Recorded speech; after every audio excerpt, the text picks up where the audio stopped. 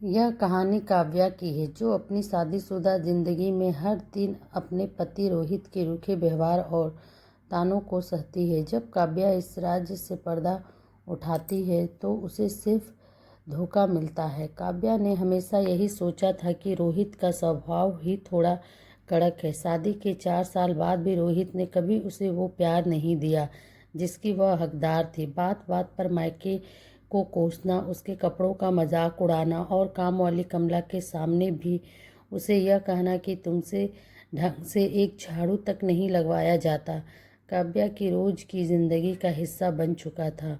वह घर की शांति के लिए हर अपमान को पी जाती थी, लेकिन उस सभा जो हुआ उसने काव्या के पैरों के नीचे से ज़मीन ही खिसका दी। रोहित ऑफिस के लिए जल्दी में निकला और अपना पर्सनल आईफोन डाइनिंग टेबल पर ही भूल गया। तभी फ़ोन की स्क्रीन बार बार जगमगाने लगी। लगातार 7 मिस्ड कॉल आ चुके थे। काव्या ने उत्सुकतावश फ़ोन उठाया। स्क्रीन पर जो नाम चमक रहा था उसे देखकर काव्या का दिल मानो धड़कना भूल गया।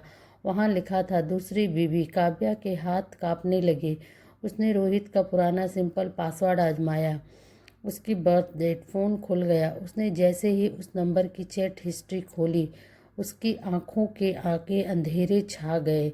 रोहित उस लड़की को हर महीने घर के बजट से पैसे भेज रहा था, उसे असली बीवी कह रहा था, और काव्या के बारे में लिखा था, वह तो बस एक घरेलू नौकरानी है जिसे माँ की सेवा के लिए रखा है। जल्द ही उसे लात मारकर निकाल दूंगा। अभी काव्या सदमे में ही थी कि दरवाजे की घंटी बजी। रोहित हाँफता हुआ अंदर आया। उसने काव्या के हाथ में अपना फ़ोन देखा। रोहित का चेहरा गुस्से में भेड़िया जैसा हो गया। उसने झपट कर फ़ोन छीना और बिना एक पल सोचे पूरी ताकत से काव्या के गाल पर एक करारा तमाचा जड़ दिया।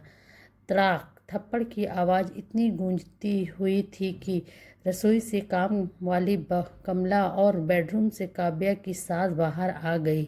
काव्या फर्श पर पड़ी। उसकी लिपस्टिक के कोने से खून बहने लगा। तुम्हारी हिम्मत कैसे हुई मेरे फोन छूने की, नीच औरत! मायके वालों ने जासूसी करना सिखाया है क्या? रोहित सबके सामने चिल्लाया। काव्या ने रोते हुए चीख कर पूछा, रोहित वो कौन है? तुमने उसका नाम दूसरी बीवी क्यों रखा है? तुम मुझे धोखा दे रहे हो।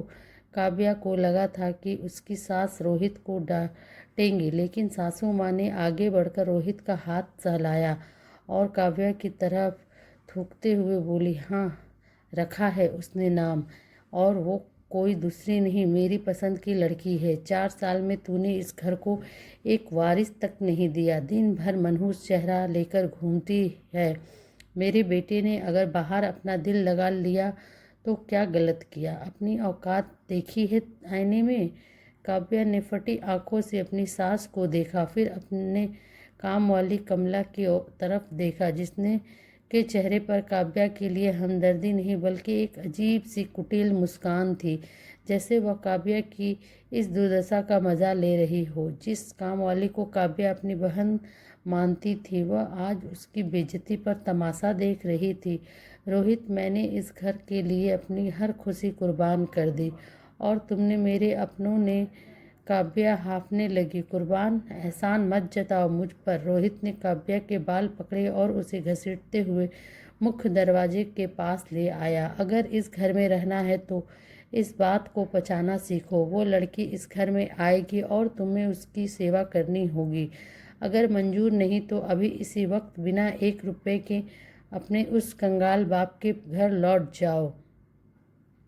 फैसला तुम्हारा है। रोहित ने काव्या को धक्का दे दिया। वह ठंडे फर्श पर गिर पड़ी। अंदर रोहित, उसकी माँ और कामवाली मिलकर हंस रहे थे।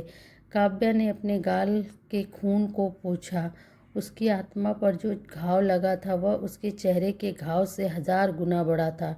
उसने शादी को बचाने के लिए हर रोज छोटे छोटे समझौते किए थे, लेकिन आज उसे समझा आया कि कुछ समझौतों आपको अंदर से जिंदा लाश बना देते हैं। उसने उठकर अपनी फटी हुई साड़ी को संभाला।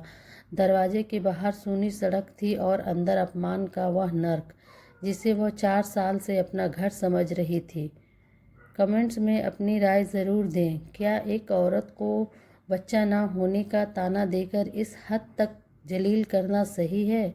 अगर आप काव्या की जगह होती तो क्या उस दूसरी बीवी को स्वीकार करके उसी घर में एक दासी बनकर रहती, या रोहित के चेहरे पर कानूनी थप्पड़ मारकर अपनी नई ज़िंदगी शुरू करती? अपनी राय कमेंट्स में ज़रूर लिखें, क्योंकि आपका एक सुझाव किसी तड़पती हुई काव्या को हिम्मत दे सकती है। सो फ्रेंड, ये स्टोरी कैसी लगी ज़रूर मुझे कमेंट करना।